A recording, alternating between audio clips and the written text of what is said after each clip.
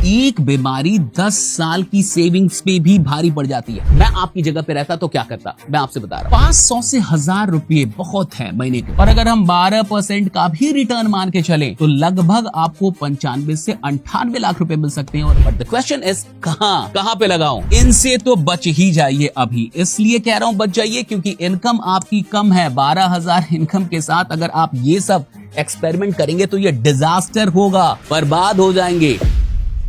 नमस्कार दोस्तों, हाल ही में मुझसे किसी ने पूछा कि सर मेरी इनकम सिर्फ 12,000 रुपए है, मुझे क्या करना चाहिए, कैसे क्या करूं इन पैसों के साथ? बहुत कम पैसा कमा रहा हूं, लेकिन फिर भी क्या ये संभव है कि मैं भी करोड़ों रुपए फाइनली बना पाऊं? और कैसे पैसे को इन्वेस्ट करूं, क्या करना चाहिए कि फाइनली मेरे पास भी 1 करोड़ रुपए हो जाए? देखते हैं आज के इस वीडियो में कि आखिरकार जिनकी इनकम काफी कम है उनको सच में क्या करना चाहिए, कौन कौन से स्टेप्स लेने चाहिए। इस वीडियो को पूरे अंत तक देखिएगा। और अगर आप इस चैनल पे नए हैं और फाइनेंस, स्टॉक मार्केट और क्रिप्टो को बेसिक से सीखना चाहते हैं तो अभी के अभी इसे सब्सक्राइब कर लीजिए ताकि आपको हमारी वीडियोस लगातार मिलती रहे। आते हैं इस वीडियो पे। ये वीडियो हो सकता है कि थोड़ी सी लॉन्ग वीडियो हो। पूरा मनी मैनेजमेंट का ये एक तरीके का मास्टर क्लास होने वाला है, तो जिनकी आमदनी कम है उनको तो ये पूरा देखना ही चाहिए कि आखिरकार आपको क्या करना है। देखिए, स्टेप 1, अभी इन्वेस्टमेंट भूल जाइए। सबसे पहले तो पहला स्टेप है कि इमरजेंसी फंड क्रिएट करना होगा। एक इमरजेंसी फंड आपके पास होना चाहिए। जिनकी इनकम कम है उनके लिए भी और बाकियों के लिए भी। इमरजेंसी फंड का मतलब है कि कम से कम 2 से 3 महीने का खर्चा तो आपके पास होना ही चाहिए। मान के चलिए कि अभी आपका मंथली जो एक्सपेंस है वो 10,000 रुपए है, तो आपका टारगेट होना चाहिए कि कम से कम 20 से 30,000 रुपए पहले आप सेव कर लें। इतना पैसा तो पहले आप आसानी से सेव कीजिए और बाद में हम लोग आगे के स्टेप के बारे में, इन्वेस्टमेंट के बारे में और बाकी चीजों के बारे में सोचेंगे। पहला स्टेप यही है, इमरजेंसी फंड तैयार करना बहुत जरूरी है। बहुत सारे ऐसे लोग हैं जो जॉब कर रहे हैं, उनके पास भी इमरजेंसी फंड नहीं है। कई ऐसे भी लोग हैं जो छोटे मोटे व्यवसाय कर रहे हैं, उनके पास भी इमरजेंसी फंड नहीं है, और यह बहुत खतरनाक होता है। तो हर आदमी के पास 2 से 3 महीने का कम से कम इमरजेंसी फंड आपके पास होना चाहिए। इसको क्या करना चाहिए, आप इसको सेविंग अकाउंट में रख सकते हैं, कहीं भी रख दीजिए, लिक्विड रूप में भी रख सकते हैं। अच्छा होगा कि आप अपने सेविंग अकाउंट में रख दें। और इसको इन्वेस्टमेंट बिल्कुल ना समझें, ये इन्वेस्टमेंट नहीं है, इन्वेस्टमेंट के लिए ये बिल्कुल नहीं है। ये सेफ रहे तो हम सेफ रहेंगे, इसलिए ये इमरजेंसी फंड आपको क्रिएट करना चाहिए। ये पहला स्टेप होना चाहिए। आगे बढ़ते हैं। दूसरा स्टेप क्या होना चाहिए? दूसरा स्टेप होना चाहिए हेल्थ इंश्योरेंस। यह भी बहुत इंपॉर्टेंट है। हेल्थ इंश्योरेंस आज भी इस देश में बहुत सारे लोगों के पास नहीं है। अगर आपका एम्प्लॉयर आपको हेल्थ इंश्योरेंस नहीं दे रहा तो कम से कम 3 से 5 लाख का बेसिक हेल्थ केयर आपको ले लेना चाहिए। फैमिली फ्लॉटर अगर हो तो और बेहतर है, लेकिन कम से कम 3 से 5 लाख का आपको बेसिक एक हेल्थ कवर आपके पास होना चाहिए। क्यों होना चाहिए? क्योंकि ऐसा देखा गया है कई बार कि एक बीमारी 10 साल की सेविंग्स पे भी भारी पड़ जाती है। और देखिए, ये सारी चीजें कोई ऐसा नहीं कि कह के या आपको बता के होंगी। ये अनसर्टेन है, ये जिंदगी अनसर्टेन है, तो आपको तैयार रहना होता है किसी भी अनसर्टेनिटी के लिए। कुछ भी अनिश्चित जो घटे उसके लिए एक तैयारी होनी चाहिए। तो हेल्थ इंश्योरेंस आपका दूसरा स्टेप होना चाहिए कि आप, क्योंकि भैया जब आदमी बीमार होता है, हॉस्पिटल में जाता है, तब पैसों की कीमत समझ में आती है और तब यह भी समझ में आता है कि हेल्थ इंश्योरेंस कितना इंपॉर्टेंट है। इसलिए मैं कहूंगा दूसरा स्टेप ये होना चाहिए। अब आगे बढ़ते हैं। ये 2 अगर आपने कर लिया, यानी इमरजेंसी फंड आपने तैयार कर लिया 2 से 3 महीने का, और हेल्थ इंश्योरेंस आपने कर लिया। अब आइए, अब है कि how much to invest. Invest कितना करें? 12,000 ही इनकम है। मैं आपकी जगह पे रहता तो क्या करता, मैं आपसे बता रहा हूं। 500 से 1000 रुपये बहुत है महीने के। क्यों 500 से 1000 रुपए भी बहुत है? क्योंकि इनकम कम है अभी। तो 500 से 1000 रुपए इसलिए बहुत है ताकि हैबिट पहले तो डेवलप हो जाए।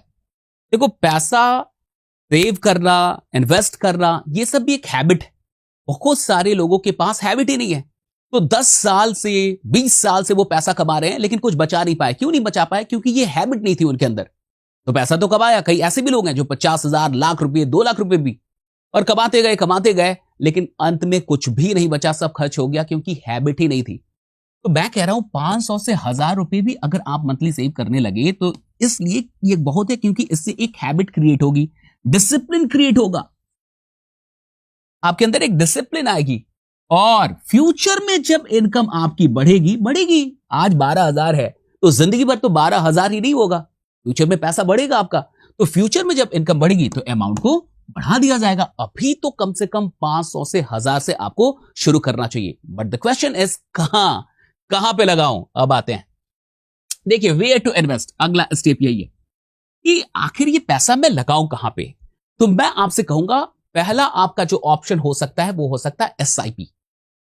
आप एसआईपी शुरू कर दीजिए। कहां पे? निफ्टी 50 को ले लीजिए, इंडेक्स फंड या लार्ज कैप फंड, इसलिए ताकि ये आसान भी है, लॉन्ग टर्म में ये बेनिफिशियल होते हैं और डेली का टेंशन आपको अगर नहीं लेना है तो बहुत आसान है कि इन चीजों में आप एसआईपी शुरू कर सकते हैं मंथली, या फिर पीपीएफ में भी आप चल सकते हैं। गवर्नमेंट बैक्ड लॉक इन होता है लेकिन सेव भी होता है और 500 रुपए से ही अकाउंट स्टार्ट हो जाता है। पर यह ऑप्शन अगर आप अपनाते हैं तो इसमें भी कुछ खराबी नहीं है। एसआईपी को हम लोग और आगे थोड़ा सा समझेंगे कि क्या हो सकता है। उससे पहले यह समझ लेते हैं कि क्या नहीं करना चाहिए। देखिए, अगर आपकी इनकम सिर्फ 12,000 रुपए अगर महीने की है तो आप क्रिप्टो, फिर ट्रेडिंग, टिप्स पर पैसा लगाना और डबल वाली स्कीम की भैया 2 महीने में, 3 महीने में, ऐसा कई बार होता है ना कि इतने में डबल हो जाएगा, इनसे तो बच ही जाइए अभी। इसलिए कह रहा हूं बच जाइए क्योंकि इनकम आपकी कम है। 12,000 इनकम के साथ अगर आप ये सब एक्सपेरिमेंट करेंगे तो ये डिजास्टर होगा, बर्बाद हो जाएंगे। तो कई सारे लोग जल्दीबाजी में भी रहते हैं कि भैया इतनी जल्दी मैं अमीर बन जाऊं, और इसी में लोगों के पैसे डूबते हैं, लोग पैसा गंवाते हैं। तो इन सब चीजों में अभी कहीं भी इन्वॉल्व मत होइए। जो बता रहा हूं उसे अच्छे से समझिए। नाउ एक स्टेप उससे पहले है कि try to raise your income. ये भी जरूरी है कि अपनी इनकम को रेज करने की कोशिश भी करनी है। अब ऐसा मान नहीं लेना है कि 12,000 का ही आदमी हूं मैं, अब इससे ज्यादा तो मैं कमा ही नहीं सकता। 12,000 आज कमा रहे हैं, लेकिन ये हमेशा आपको सोचना है कि मेरी इनकम कैसे बढ़ सकती है। इनकम कैसे बढ़ सकती है? स्किल्स को बढ़ाना होगा, कुछ स्किल्स सीखिए, राइट। साइड इनकम कहां से आ सकता है वो थोड़ा सा सोचना होगा। बेटर जॉब, बेहतर जॉब की तरफ आप जा सकते हैं, बेहतर जॉब खोज सकते हैं। ओवर टाइम, फ्रीलांसिंग और डिजिटल स्किल अगर सीख लिया तो कुछ ना कुछ तो इनकम बढ़ ही जाएगी। ये समझना है कि वही 12,000 में टिक के नहीं रहना है, आगे के बारे में सोचना है।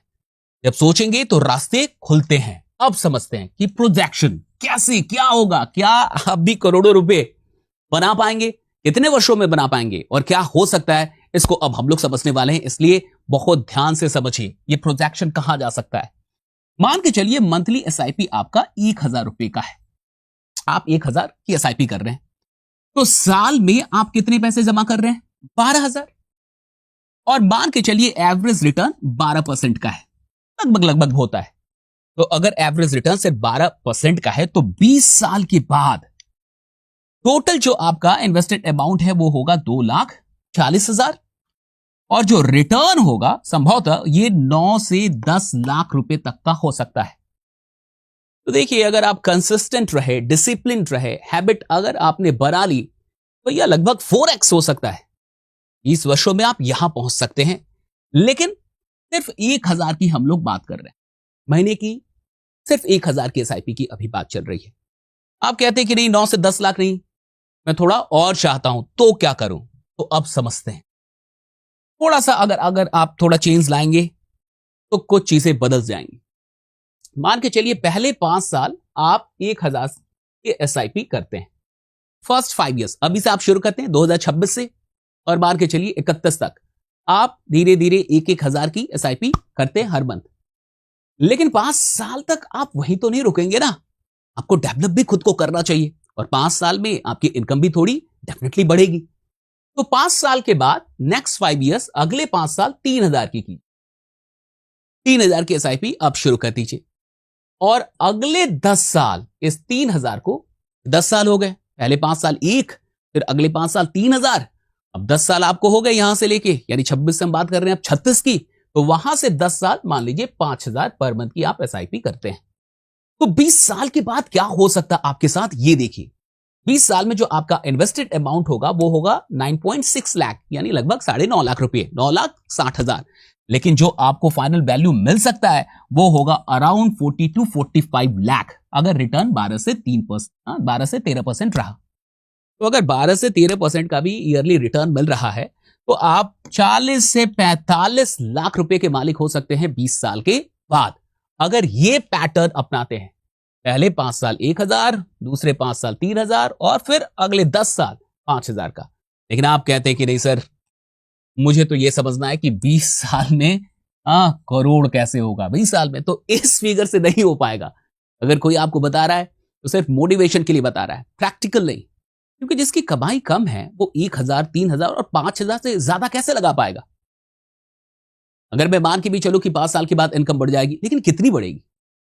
अगर कोई आदमी खुद को इंप्रूव करे तो फिर तो कहीं तक जा सकती है। अगर छोटे मोटे बिजनेस शुरू कर दे, तो सीख ले, कुछ स्किल्स को डेवलप करे और छोटा सा भी धंधा अपना शुरू करे तो ठीक है, हो सकता है कि बहुत भी बढ़ जाए। लेकिन अगर प्रैक्टिकली हम लोग सोचे तो फिर ये संभव नहीं है। तो फिर क्या करना चाहिए? इस 20 साल को थोड़ा सा बर्दाश्त करके 33 साल तक लेके आइए। फिर 13 साल का और 13 साल का और थोड़ा सा पेशेंस लेके आइए और फिर देखते हैं। और पहले 5 साल मान के चलिए, सेम हम लोग लेके चल रहे। तो पहले 5 साल में आपने जो पैसा इन्वेस्ट किया वो लगभग 60,000 होगा, और फिर 6 साल से 10 साल में जो आप इन्वेस्ट करेंगे वो 1,80,000 होगा, और 11 साल से लेके 13 साल में 5,000 पे चल रहे हैं, 5,000 से आगे नहीं बढ़े। पहले 5 साल में 1,000 की SIP चल रही है, दूसरे 5 साल में 3,000 की, और फिर अगला जो चला 11 से 33 ये चला है 5,000 का, तो हो गया 13,80,000। तो टोटल जो आपने इन्वेस्ट किया वो किया 16.2 लाख, यानी 16,20,000। और अगर हम 12% का भी रिटर्न मान के चलें तो लगभग आपको 95 से 98 लाख रुपए मिल सकते हैं। और अगर 13% का मान ले तो 1.05 से 1.12 करोड़ पहुंच गए आप करोड़ पे। लेकिन 33 साल का धैर्य आपको रखना होगा, तो जाके ये संभव हो सकता है। अब देखिए क्या हुआ, 20 साल में आपने टोटल पैसा इन्वेस्ट किया था 9.6 लाख, तो आपको मिला कितना? 40 से 45 लाख। लेकिन 33 साल में आपने जो इन्वेस्ट किया वो किया 17.4 लाख, तो एक्स्ट्रा कितना किया? 7.8 लाख, यानी 7,80,000 रुपए आपने एक्स्ट्रा इन्वेस्ट किया। लेकिन इस 7,80,000 पे आपको जो एक्स्ट्रा मिला वो मिला 60 से 65 लाख। यही कंपाउंडिंग का मैजिक है। अब देखिए ना, 9.6 लाख पे कितना मिल रहा था? लगभग 40 से 45 लाख। लेकिन अगले 7,80,000 पे कितना मिल जा रहा है? 60 से 65 लाख रुपए। ये कंपाउंडिंग का मैजिक है, यही जादू है कंपाउंडिंग का। और कुल मिला के आपको लगभग 1 करोड़ का आंकड़ा पार कर जाता है। अगर आपको ये वीडियो समझ में आई और आप चाहते हैं कि दूसरों की भी हेल्प हो पाए तो इस वीडियो को ज्यादा से ज्यादा लोगों तक पहुंचाइए, उनको शेयर कीजिए। वो सारे लोगों को नहीं पता कि पैसों को कैसे मैनेज करना है। हो सकता है कि इस वीडियो को देखने के बाद किसी ना किसी की जिंदगी में कुछ ना कुछ तो बदलाव हो सकता है। अगर आपको यह वीडियो अच्छी लगी तो कमेंट करके यस जरूर लिखिएगा और मुझे बताइएगा कि अगली वीडियो आप किस टॉपिक पे चाहते हैं। Thank you so much everyone.